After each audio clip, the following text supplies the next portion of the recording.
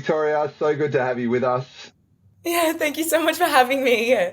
We're just so thrilled to have you here, Victoria. I was thinking we met maybe like a year ago, I think. The connection with Youth for Christ. We were just talking about what's normal, having a similar kind of lane, and the amazing sort of ministry that you'd started. Really wanting to go into schools and talk to young people, especially young women, about some of your experiences and all that. And since then things have really, I think, blown up for you. So tell us what's been happening. Yeah, definitely. Well, yeah, to take you back to basically how this all began. So I guess the catalyst of everything was back in August of 2022. I had a very close personal friend of mine approach me and say that they had started this thing called an OnlyFans agency. And the reason they had started an OnlyFans agency is they had friends already in the industry who were quite famous and well known, and they had pretty big platforms on Instagram and all the things. And those people were complaining about their agency.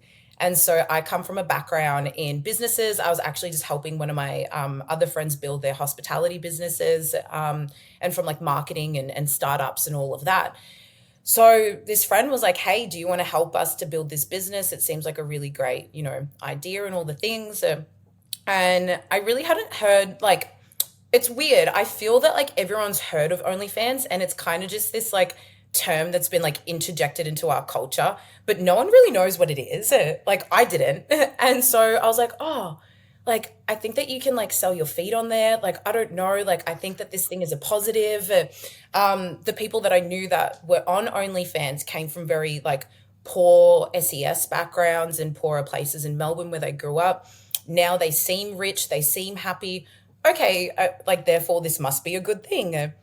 And so that's kind of where everything started. Is I was approached to help build this OnlyFans agency, and specifically build out the marketing division, because basically you need to have a platform to be able to get subscribers and all the things. And so, yeah, that's where this story began of me saying yes to working for an OnlyFans agency.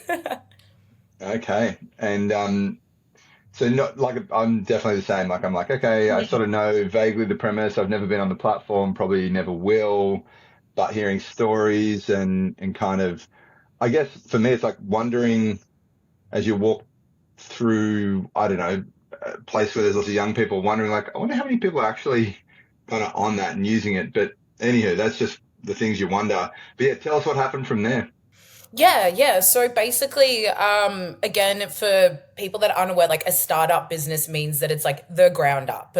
So you're building all the income, all this stuff. So for about the first six-ish months, I was in like an unofficial consultancy role, I guess you could say, and it was a friend.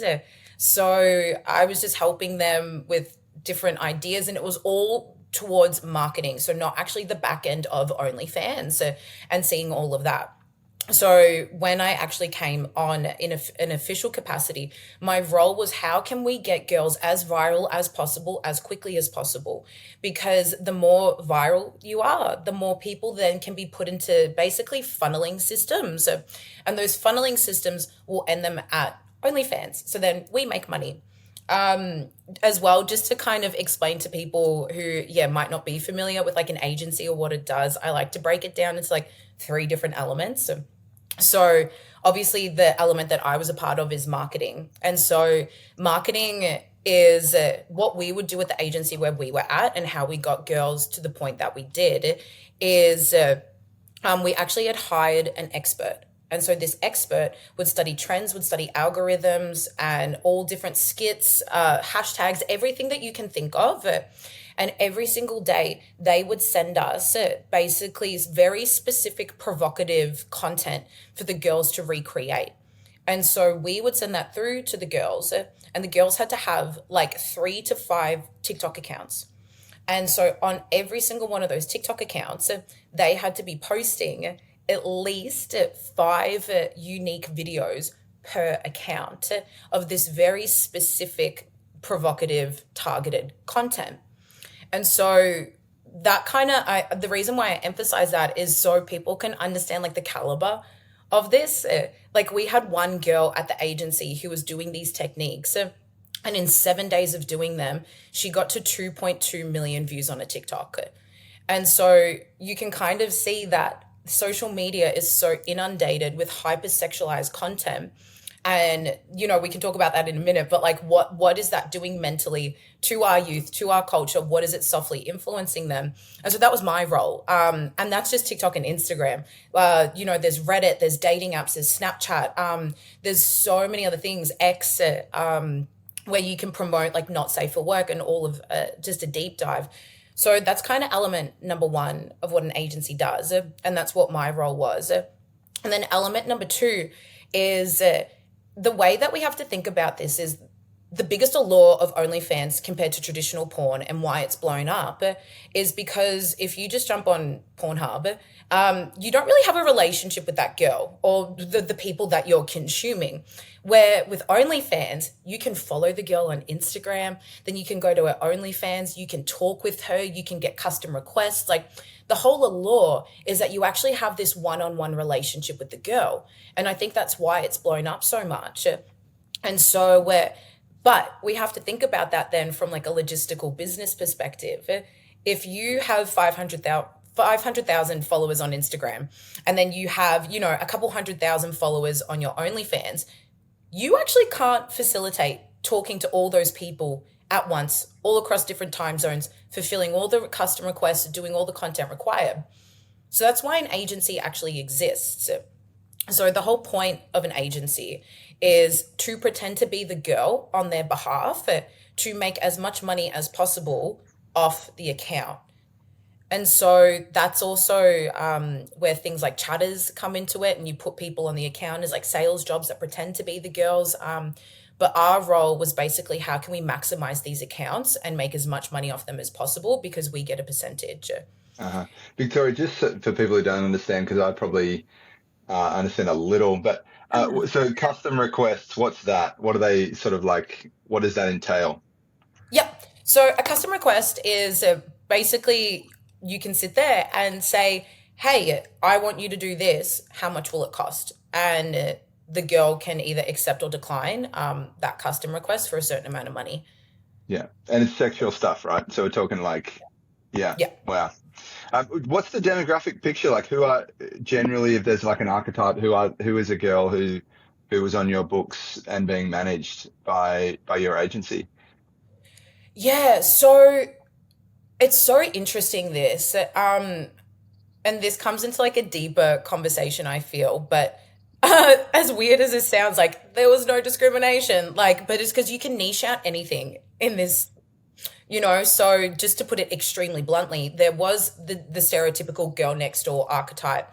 And then, the age variance was anywhere from we would lie and say that you were like 19. So you could have very young girls all the way to your mid 30s. And then, you had the goth girls, you had the plus size girls, you had the very, model esque, we had gym girls. So I don't know if that's a helpful answer, but honestly, Yeah, there was everything you could think of. yeah, but mostly about, physical attributes, what you look like kind of thing. Yeah, yeah. So definitely one thing that we did notice though, as we went on and what we started to do from a recruitment process is the younger the girl was, the more money they would make. And so that at the time, it's changed now, but the top three porn categories was teen, fresh teen, and barely legal. So that would be more so the archetype that we were looking for and recruiting for is how young does the girl look? Wow. Wow. Okay. Thanks, Victoria. Hey, so I think you were like, was there another category in what the marketing group? Oh yeah, perfect segue, but recruitment. But yeah, so that's what we ended up having to start doing as well. Is you're scouring the internet, looking for very specific. Are the girls already posting provocative content? What's their following like? And then yeah, how old do they look? And basically, you're cold messaging these girls and trying to lure them to come to the agency. Wow. Okay. And obviously, some people would say yes. Some people would eventually get kind of incentivized and come along, and then you'd start training them up for the role for getting maximum number of fans. Yeah, yeah. It's actually something that I think is quite concerning is people ask like what was your success rate or whatever. And I'm like, the sad thing is majority of people were always interested. They see from the agency perspective, we would promote these lavish parties, these bougie dinners, the lifestyle. And we would say, hey, do you want like a sisterhood? Do you want a community? Do you want to have all these things and come to our dinners and our parties? Come, just join the agency and do OnlyFans, and you'll have all these things. And so you can see how manipulative it is and why, honestly, it works. And so many people are falling for this lie. Mm. Yeah, it seems like a softer, yeah, just that in your head it doesn't, you're not like, hey, come and do porn. It's Mm, like, no, like come and, we're just, it's all, I mean, even the porn industry uses, it's like semantics, different language. Hey, these are just actors and this is just, business and all that. But, like a softer way of saying what's really going on. But I think OnlyFans takes that to like a new extreme. Hey. yeah, yeah, absolutely. It's female empowerment. It's how you get the bag. It's a content creator. So do you want to be a free, empowered woman? We'll just do OnlyFans. Like, yeah. Wow. So they're like tapping into sort of feminist liberation language to recruit people to do soft porn. Wow. That is horrendous.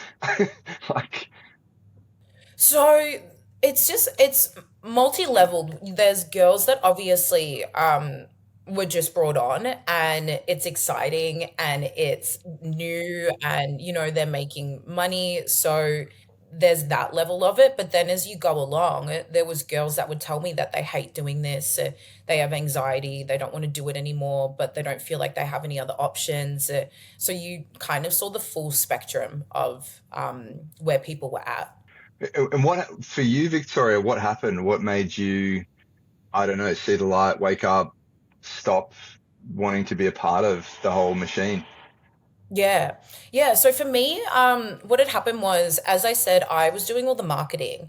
And so I never actually saw the OnlyFans back end until like a little while into the role. And I've never even personally watched porn before. And so now we had to change basically how the company was structured, because if you're impersonating a person, if I'm doing all of the social media element and then someone else is doing all the OnlyFans, so there was becoming a disconnect with the subscriber, because they're like, hey, wait a minute, you're saying one thing on social media, but a different thing on OnlyFans. So to keep up the facade, we went, okay, instead of me doing all the social media, and the other manager doing all the OnlyFans stuff, we'll split the girls in half, and then you do the full life cycle. And so that's when I started to see everything. I started to see all the porn. I started to see all the content. And it was just messing with me. Like, I'm crying every single day. I'm struggling. I can't open up the laptop.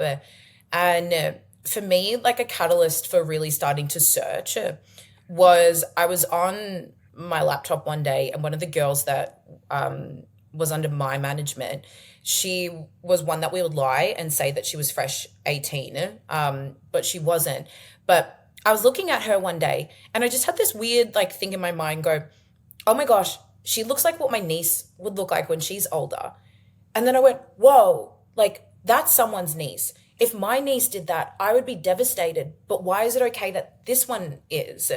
Like, if my brother's daughter did that, my brother would be devastated. But that's someone's daughter. And so it kind of sent me on this journey. And I started to ask questions at like the agency, like to other employees, whatever. Like, how do you feel about what we're doing? Do you think it's wrong?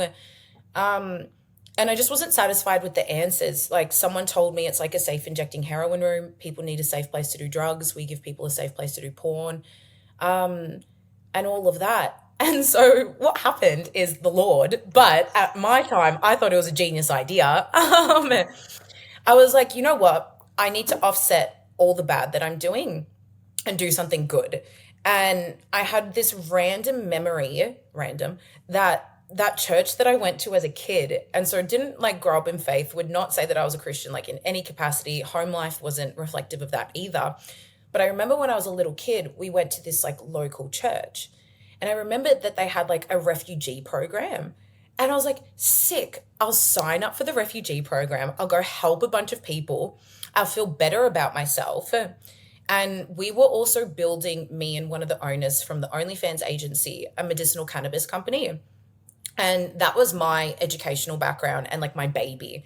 So I was like, amazing. By the time I go help a bunch of refugees, I'll come back. The cannabis company will be up and running. And I don't have to work at the agency anymore.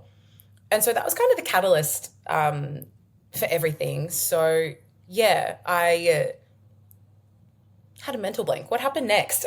Sorry. So what had happened was I signed up for like this refugee program, and I got a call one day from this random lady, and she goes, "Hey, like I heard you want to come down to church. Like, do you want to come down this Thursday and chat with me?" And so what I found out later is that, as you know, different churches have like different departments. So it's not like you send an email and it just goes like to the one place. So I had signed up for this like outreach program, but it never went to the outreach department. The young adults pastor got an email saying Victoria wants to reach out to the church. Here's her number, call her. And so I rock up to church on a Thursday thinking that we're going to like talk about refugees. Um, and yeah, I end up going into church and just word vomiting to hours to this poor young adults pastor that like I sell porn. I don't know what I'm doing. Like I need help. Like, but is it wrong? Like everyone tells me that it's not, like everything. And she was so beautiful. She literally said to me, she's like, "I really think you should come to church this weekend. I think you'll really resonate with the speaker." And so I rock up to church on a Sunday, and the speaker in church is talking about this oversexualized culture. And she's talking about the dangers of things like OnlyFans and porn and how it's destroying the next generation. And I'm sitting there, like working at an OnlyFans agency, and I'm getting wrecked. And yeah, like, but it just clicked everything. You know what I mean? It just all made sense. And I was like, I'm not crazy. This is wrong. And what she said, and I didn't understand it at the time, but now obviously I do. And it just hit me so deeply. Is she goes, Christians are supposed to be the salt and the light of the earth, and they have failed.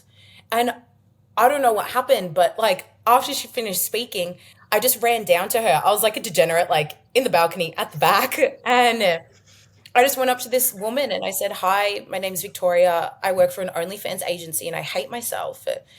And she was so beautiful. She didn't do what I thought Christians would do, and you need to repent and, you know, all these things. She just goes, "Let's have lunch." And this wonderful lady had lunch with me and answered all my questions.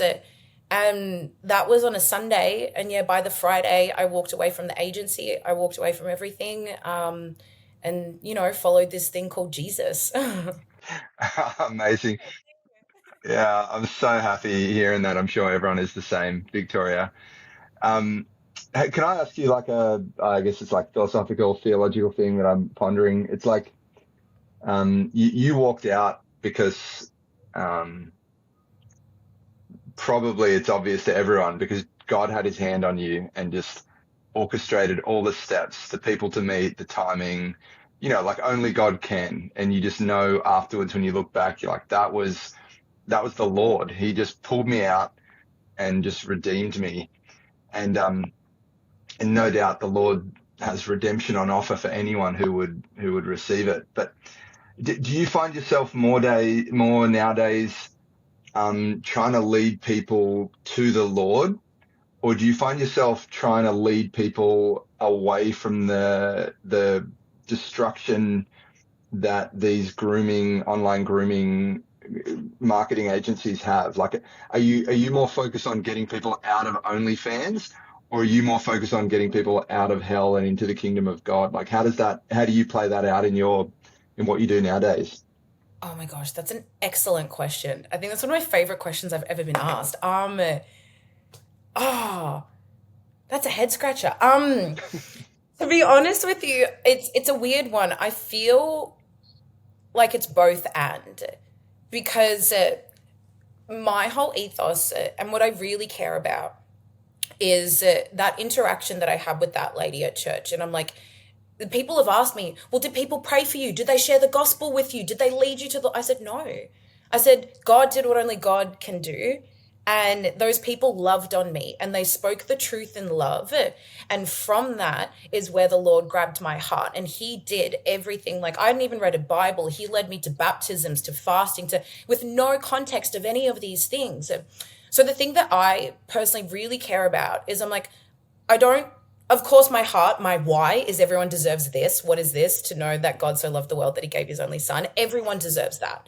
But I'm like, I don't like coming into church culture and seeing that people see people as pet projects and can I get this time we're gonna get him, and I'm like, no, if you can just speak the truth in love and love people well, and be firm on that, whatever that looks like, I believe a byproduct and a positive consequence is the Lord will do what only the Lord can do. And so that's kind of like, I don't know, does that answer your question? It's like a both and.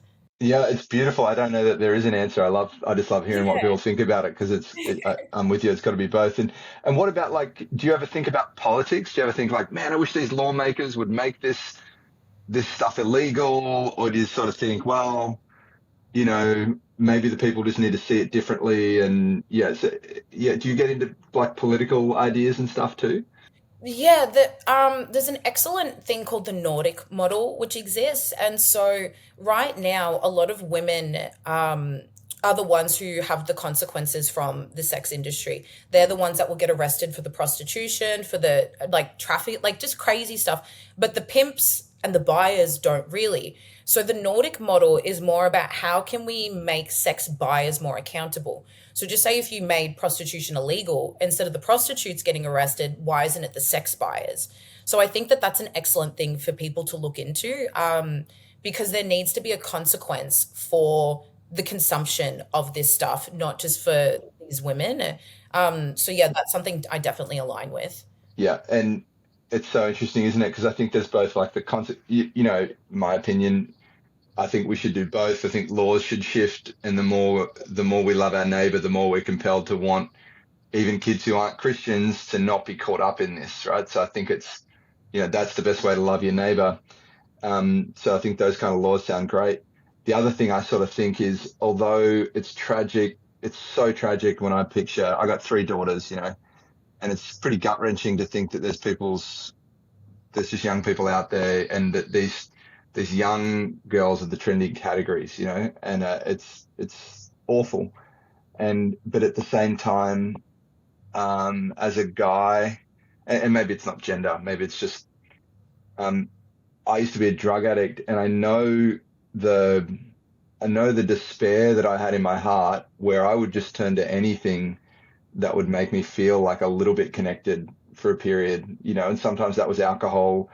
And I reckon I can just so easily connect with how somebody who is lonely, who doesn't have the Lord, who maybe there's just this emptiness, and then now there's a connection with a semi-real human, like even though it's on a screen, and I'm getting this need met to feel sort of even known, or somehow a part of something. And so I guess my heart breaks for the loneliness that's out there that is so often made manifest in sexual purchases.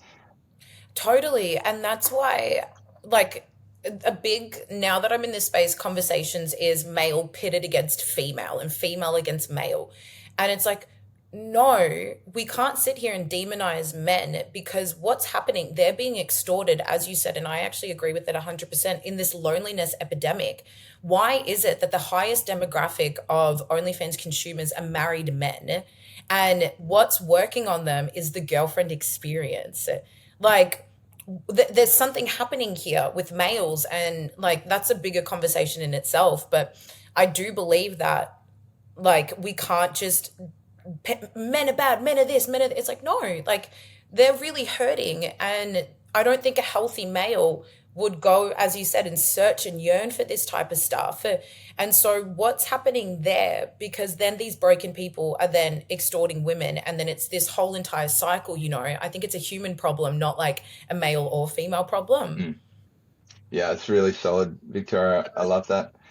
We're going to wrap, but I would just one more thing. If you could share maybe with for young girls, or if it's young guys or whoever. But all right, so someone who's in or considering a sort of OnlyFans-ish type side hustle or career, or someone might actually be in it and they're like, they've just started down this rabbit hole.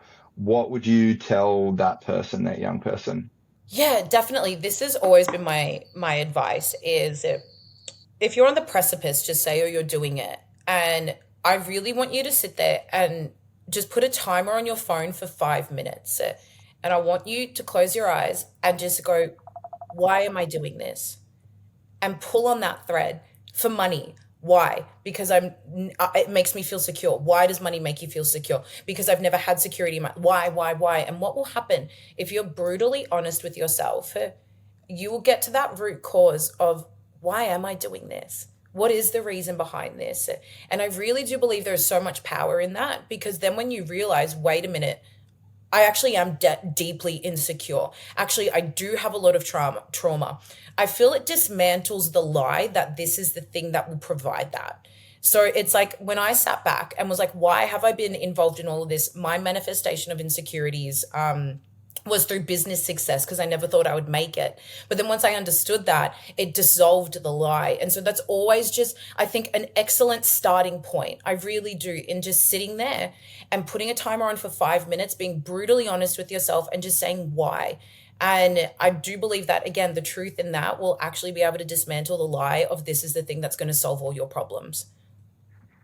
Beautiful, beautiful. Just and tapping into that, something you said, you manifested it in this same perhaps need in like business and success and Mm, whatever.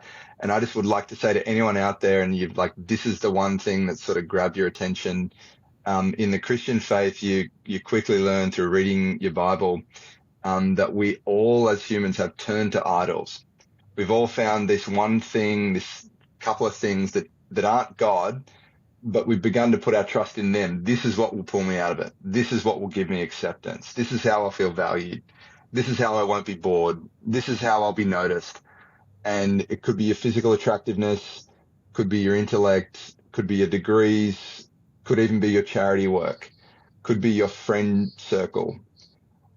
Any number of these things it could just be your thing that you've turned to, and it's not God. And the reality is we've all done it, but the worst truth is, or maybe it's the best, they'll never satisfy. No matter what it is, even if it's the socially acceptable thing, it'll never satisfy you. But there's one who will, and his name is Jesus. And you can turn to him, put your phone on Do Not Disturb and set a timer for 10 minutes and sit and say, Jesus, show me who you are. amen. And he will. Oh, man, that's so encouraging.